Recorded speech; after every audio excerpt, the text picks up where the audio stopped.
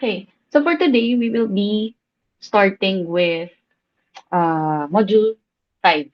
Module 4, sorry. Okay, so early theories in criminology. So the topic learning outcomes are at the end of the module, the student should be able to first is explain the role of theory in knowledge building, relate the theories to crime to real life scenarios. So we will be having different scenarios, different examples or real life examples kung saan ma-apply natin yung theories ng crime na mapag-aaralan natin. Discuss the role of theories to criminal justice policy, discuss the pre-classical theories, classical theories, and neoclassical theories, and identify the important terms in criminology.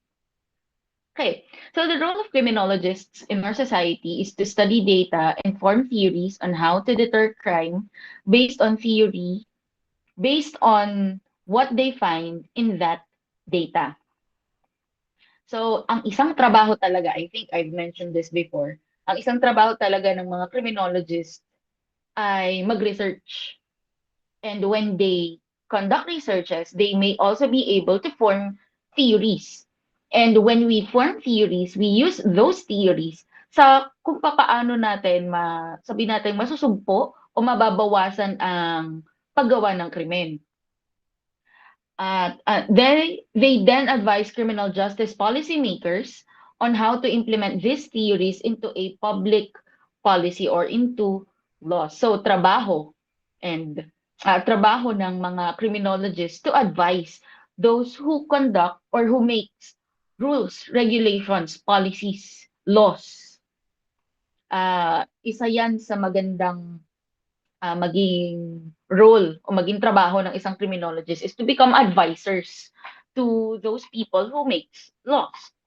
The concept of public policy is based on a series of theories constituted by criminologists and sociologists and put into practice by lawmakers. This module presents the foundational theories of criminological thinking in the 21st century and outlines the value of theory to policy in criminal justice. The two rival theories of criminology and their influences in the field of crime science is examined in detail. So later on, discuss natin yan. Okay, overview of criminological theories, their nature and importance.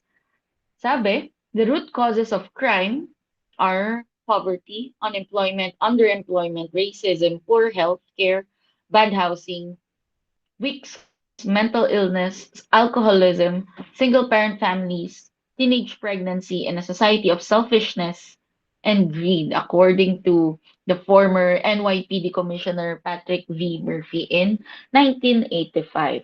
So ito daw yung mga nagiging dahilan talaga kung bakit nagkakaroon ng krimen. Pero hindi porket taglay mo ang isang nabanggit dito ay automatic criminal ka na.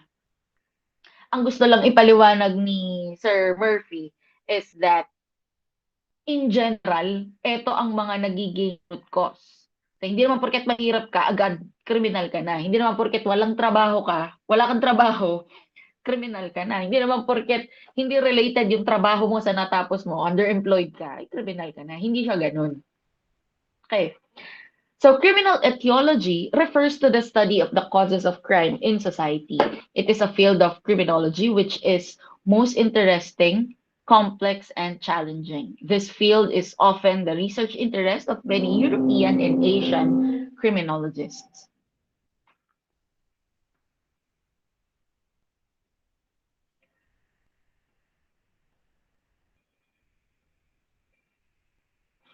Theories are useful tools that help us to understand and explain the world around us.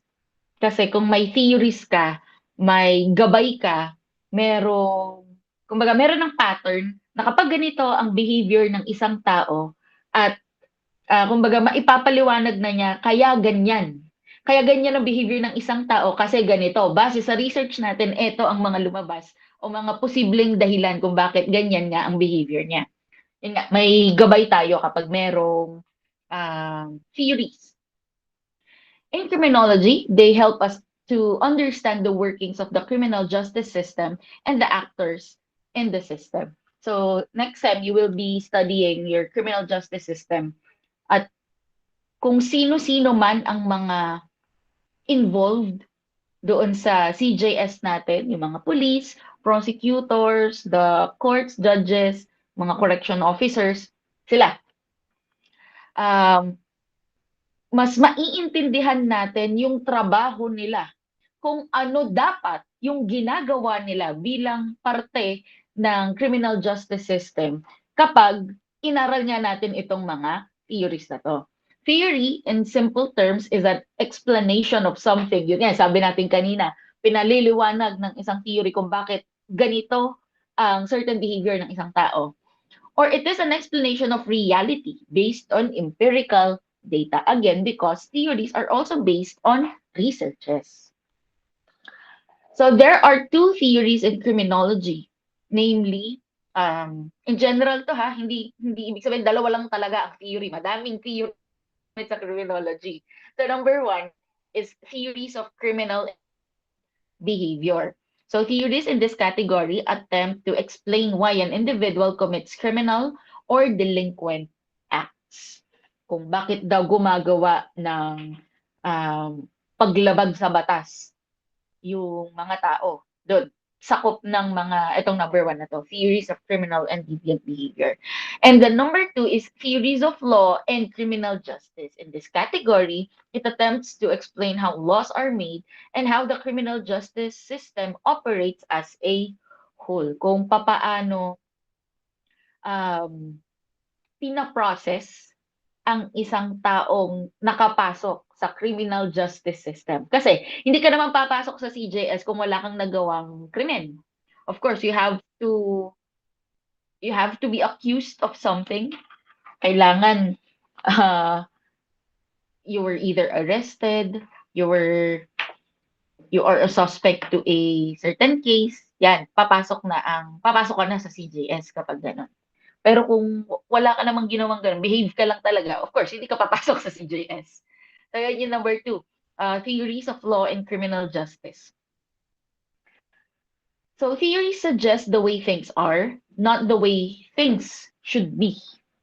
They are not inherently good or bad. However, they can be used for good or bad purposes. Kasi nga, ang mga theories ay pagpapaliwanag ng mga bagay-bagay. Kaya, yung mga pagpapaliwanag na yon, alam niyo naman, ang mga tao magkakaiba ng pag-intindi. Maaaring may sinabi kang isang bagay sa isang tao na gets niya. Yung isang tao gets niya pero iba yung interpretation niya. Kaya maaaring nagamit niya ito sa masama. So ganun, ganun siya.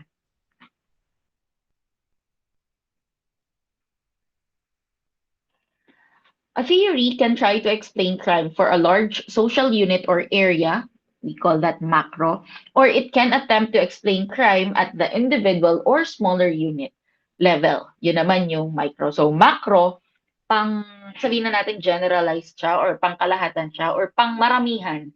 And when we say micro, pang specific na tao. Isang tao lang. Kaya micro, maliit lang yan. Macro theories of criminal behavior explain the big picture of crime. Crime across the world or across a society. They attempt to answer why there are variations in group rates of crime. And other authors have used the terms epidemiology or social structure theories. Kumbaga, dahil nga macro, big picture siya. So, ina-apply ito or maa-apply ito sa maraming tao, hindi lang ito sa pang isang tao lang.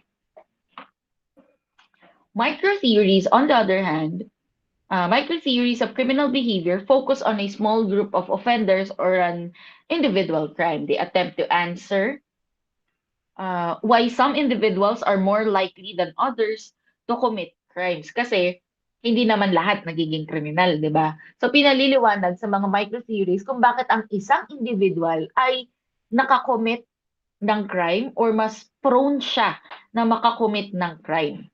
Other authors have used the terms individual conduct or processual theories.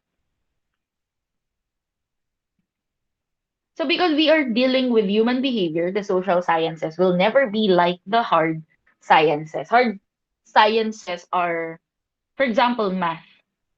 So kahit saan ka pumunta, 1 plus 1, sagot doon, 2. Punta ka sa Japan, punta ka sa US, punta ka sa Australia, pare-parehas yan. Kasi nga hard science siya. But in social science, the other term is it's considered soft science because hindi standard, hindi iisa ang paliwanag sa bawat tao. Hindi iisa ang reaksyon ng tao sa isang bagay. Yung iba, for example, sinampal ka. Yung iba, ang response, sasampalin din yung sumampal sa kanya. Or yung others, baka iiyak. Yung iba, baka magtitimpi lang. Ganon, magkakaiba. Hindi nga tulad sa hard science, merong specific na sagot. Okay. In the hard sciences, the theory of relativity will not change. In the social sciences, however, we deal with probabilities. Yun na nga, dahil nga magkakaiba ang magiging reaction, ang mga probable reactions sa isang bagay, isang experience. The social scientist will say things such as, a severely neglected child will probably commit or tend to commit delinquent acts. Sabi niya, probably commit. Hindi rin siya sure. Hindi siya sure. Kasi nga, there is no one way of explaining how people would react. Walang iisang behavior na meron tayong lahat. Okay? Kaya ang term lang, probably, uh, prob, probabilities lang ang masasabi ng mga social sciences.